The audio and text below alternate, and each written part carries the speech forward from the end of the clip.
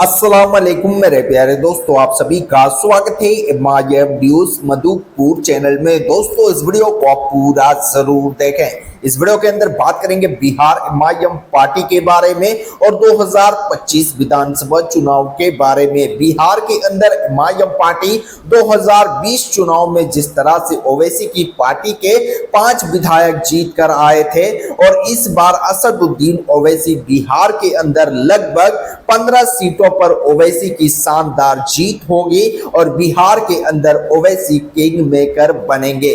किस कारण से बनेंगे, क्या वजह है, आप लोगों को इस वीडियो के अंदर बताएंगे। और असदुद्दीन ओवैसी की पार्टी को जिस तरह से लोग बीजेपी का बी टीम बताते थे, उस पर भी आप लोगों को एक नजर दिखाएंगे कि ओवैसी अब बीजेपी का बी टीम नहीं रहा। कौन है बीजेपी का बी टीम, उस पर भी बात करेंगे। और बिहार के अंदर असदुद्दीन ओवैसी की पार्टी और अख्तरुल ईमान को ये 4 लोगों से सावधान रहना पड़ेगा, तभी बिहार के अंदर असदुद्दीन ओवैसी के जो भी विधायक जीत कर आएंगे वो ना आरजेडी में जाएंगे, ना जेडीयू पार्टी में जाएंगे, ना भारतीय जनता पार्टी में जाएंगे। अब इस वीडियो के अंदर बात करेंगे 2025 विधानसभा चुनाव में असदुद्दीन ओवैसी की पार्टी बिहार के अंदर जिस तरह से मजबूती के साथ वहां पर काम कर रही है। एमआईएम पार्टी के जितने भी छोटे बड़े नेता है अभी से ही अपने विधानसभा के अंदर मेहनत करना शुरू कर दिए हैं। अब बात करते हैं टिकट के बारे में। असदुद्दीन ओवैसी की पार्टी बिहार के अंदर टिकट तो अख्तरुल ईमान और असदुद्दीन ओवैसी साहब ही तय करेंगे किसको टिकट देना है, किसको टिकट नहीं देना है। पर वहां की जनता का यह कहना है कि जो भी एमआईएम पार्टी के टिकट पर चुनाव लड़े, एमआईएम पार्टी के लिए हमेशा काम करे, उसी को ही टिकट देकर विधानसभा चुनाव लड़ाना चाहिए, क्योंकि वो जमीनी स्तर पर काम करते हैं। एमआईएम पार्टी के लिए लगातार 5 सालों से, कोई 7 सालों से, कोई 10 सालों से काम कर रहे हैं। अगर उनको विधायक बनाएंगे तो असदुद्दीन ओवैसी की पार्टी को बिहार के अंदर धोखा नहीं मिलेगा। जिस तरह से 2020 के चुनाव में एमआईएम पार्टी के 4 विधायक जिस तरह से 1.5 साल तक रहे चुनाव जीतने के बाद, उसके बाद आरजेडी का दामन थाम लिए। ये लोगों का कहना है। अब क्या करते हैं असदुद्दीन ओवैसी साहब और अख्तरुल ईमान साहब, आप लोगों को जो भी होंगे सारा अपडेट बताएंगे बिहार की।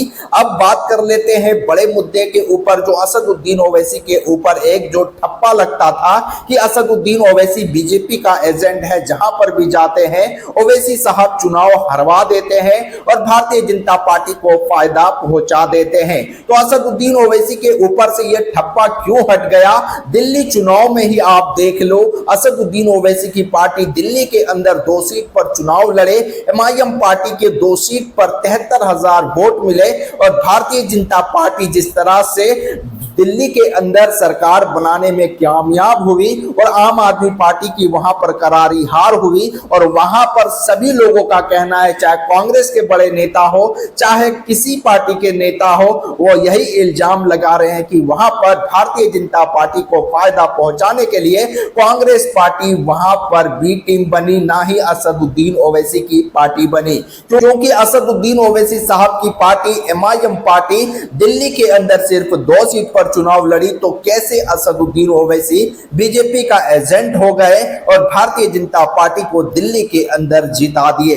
तो वहां पर 16 सीटों पर जिस तरह से भारतीय जनता पार्टी को फायदा कांग्रेस पार्टी के उम्मीदवार द्वारा पहुंचाया गया और कांग्रेस पार्टी को जिस तरह से लोग कहने लगा कि ओवैसी की पार्टी अब बीजेपी का एजेंट नहीं रही, जो ठप्पा लगते थे वो ठप्पा हट गया और भारतीय जनता पार्टी को दिल्ली के अंदर कांग्रेस पार्टी जिताने का काम किया, हाथ मिलाने का काम किया, इस तरह से आरोप लगा रहे हैं। अब बात कर लेते हैं बिहार के अंदर असदुद्दीन ओवैसी साहब को जो लोग कहते हैं कि ओवैसी साहब बीजेपी का एजेंट है, बीजेपी से पैसा लेकर चुनाव लड़ते हैं, तो अब बिहार के अंदर कोई भी असदुद्दीन ओवैसी साहब के ऊपर उंगली नहीं उठा सकते हैं, क्योंकि अब बिहार की जनता भी जाग चुके हैं। 2020 चुनाव में ही बिहार की जनता ने यह साबित कर दिया था कि असदुद्दीन ओवैसी साहब ना ही बीजेपी का एजेंट है, ना बीजेपी से पैसा लेते हैं, हैं। असदुद्दीन ओवैसी की पार्टी के तरफ से 5 विधायक जीत कर आते हैं और काफी अच्छा वहां पर वोटों से जीतते हैं, पर 4 विधायकों ने असदुद्दीन ओवैसी के साथ धोखा कर